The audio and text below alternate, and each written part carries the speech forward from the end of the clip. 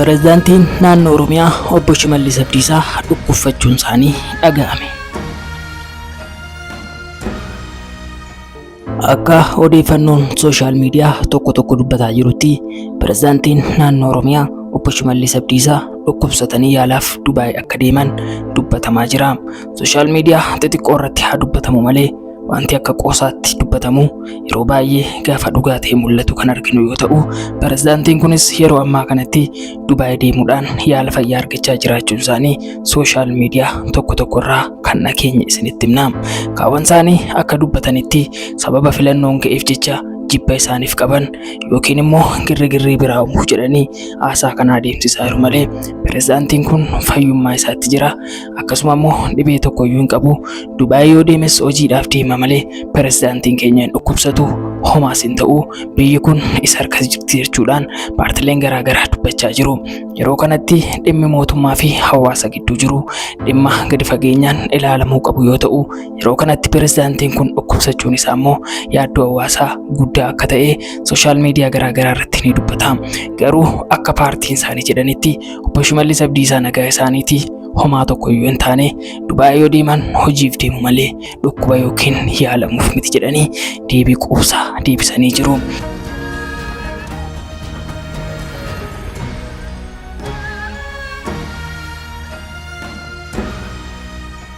Waraanni adda bilisummaa ABO'n filannoo biyyaalessaa marsaa 7ffaan magaalota 2 fi naannolee 4tti dorgoma jedhan gaazexaa Bariisaa irraa kan odeeffanne isinitti himna.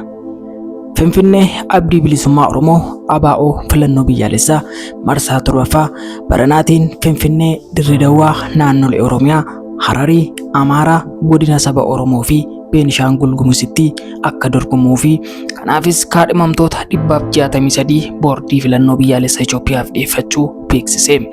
ABO'tti dura ta'aan koree naamusaaf to'annoo Jaal Alamaayyuu Diroo akka kaleessa waltajjii isaanii irratti gaazexaa Bariisaatti himanitti kaadhimamtoota jaarmichaa filannoo biyyaalessaa marsaa 7ffaaf dhiyeesse 163 keessaa walakkaan mootummaa federaalaaf akka dorgomu ifoomse. Kanneen hafan ammoo naannolee arfan Oromiyaa, Hararii, Amaaraa, godinaalee saba Oromoo fi Beenishaangul Gumuz keessatti akka dorgoman kan hime yoo ta'u, bakka nageenyi hin jirretti filannoo adeemsisuun mootummaa uummata sirnaan bakka bu'u ijaaruun mijataa waan hin taaneef ABO'n filannoo biyyaalessaa marsaa 7ffaa adeemsisuun dura waraanni dhaabbatee nageenyi bu'uu qaba yaada jedhutti nan amanas jedhanii. Jaarmiyaan kun qaamoleen gaaffilee siyaasaa qaban waltajjii tokko irratti waliin mari'atanii utuu falaf siyaasaa barbaadanii nagaa buusanii gaariidha yaada jedhus ni qaba jedhu.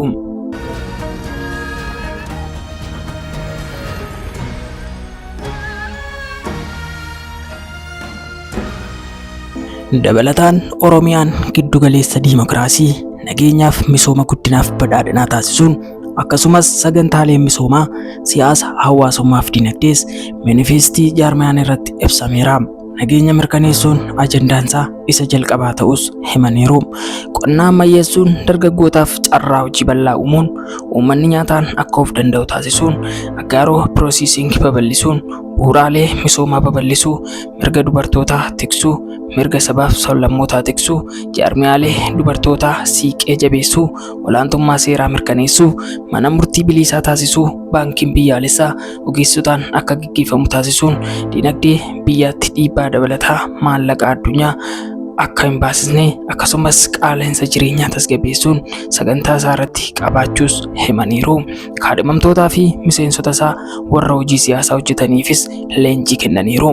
Sababa rakkoo nageenyaatiin garuu manifestoota keenya uummata irratti beeksisuu hin dandeenye jedhanii boordii filannoo biyyaalessaa Itoophiyaa waliin ta'uun yoo haalli mijataan uumame manifestoota gadi bu'ee uummatatti ni beeksifama jedhu. Haala ittiin manifestoota keenya hawaasa biraan ga'uu dandeenyu irratti hojjechaa jirra. Ammaaf karaa miidiyaa mootummaaf dhuunfaa dhaamsa dabarfachaa jirra jedhu.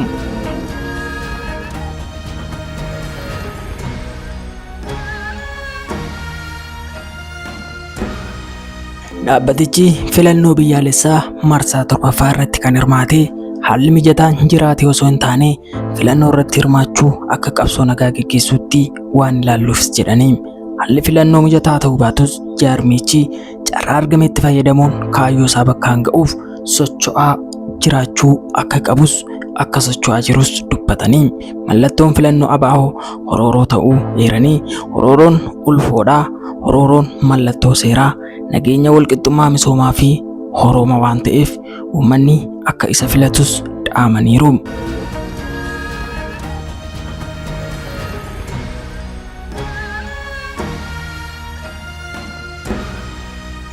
Kana malees qaama nageenyaa keenya ta'ee dirreewwan garaagaraa irratti bobba'anii warroota jiran keessaa muraasni yaada isaanii akka kennanitti nutis nagaa barbaannaa, nagaan biyya kanaaf kan buutaanaan nagaadhaaf manaa baanee nagaadhaan deebinee uummata keenyatti ni galla, qabsoo keenyas karaa nagaan ni gaggeessina jechuudhaan karaalee miidiyaa hawaasaa garaagaraa dubbatanii garuu filannoo kanarratti qeeqa garaagaraa akka qabanii fi mormii garaagaraa akka qabanis kaasanii dubbataniiru. Mormii isaanii keessaa muraasni magaalota Oromiyaa heddumminaan jiran keessaa bakka muraasatti ta'uunsaa quuqama isaanii isa duraa akka ta'e miidiyaalee hawaasaa garaagaraa irratti maxxansaa turaniiru. Kanneen akka Adaamaa, Finfinnee fi naannolee garaagaraatti paartiin keenya babal'inaan sochii isaa gaggeessaa hin jiru. Kan nuti barbaannu garuu naannolee akkanaatti sochiin addi bilisummaa Oromoo duulana filadhaa gaggeessuuf qabu babal'atee kan gaggeeffamu ta'uu qaba jechuudhaan mormii isaanii bakka garaagaraas dhageessisaa turaniiru.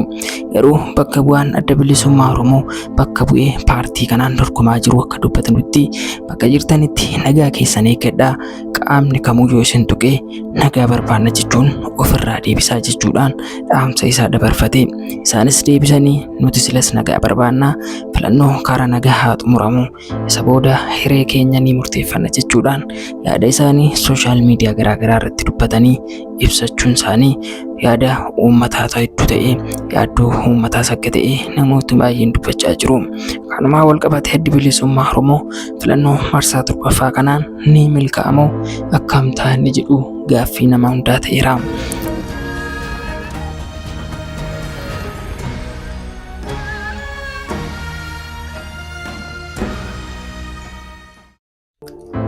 Dabalataanis addi bilisummaa Oromoo qabsoo Oromoo fuulduratti dhiiba malee qabsoo keessaa nama hin dhiibu jechuun jajjaboowwan qaqqaaliiwwan addi bilisummaa Oromoo sooshaal miidiyaa isaanii irratti maxxansaa turaniiru.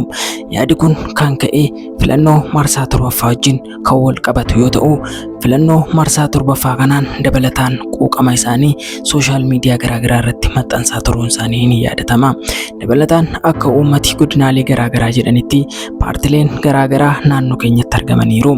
Garuu isaan keessaa paartiin adda bilisummaa Oromoo baay'inaan kan hin argamne yoo ta'ani maaliif afaan kan jedhu gaaffii guddaa uummatatti ta'eera. Mirga nageenya kabachiisu yoo ta'e qaamni kaan akkamitti bakka sanatti filachiisa? Nuti immoo akkamitti nageenya keenya eeggachuu dadhabne bakka akkanaatti paartiin keenya dhibaa, akkamittiin bakka akkanaatti paartiin keenya dorgomuu dhaba jechuudhaan yaada isaanii sooshaal miidiyaa garaagaraa irratti dubbatanii kanumaan kan wal qabatu paartiin barana mo'atee biyyi kun harka isaa galtu biyya kana kan bulchu eenyudha isa jedhu yeroon kan murteessitu yoo ta'u addi bilisummaa Oromoon haamaaroon dhaamsa keenya isa dhumaati.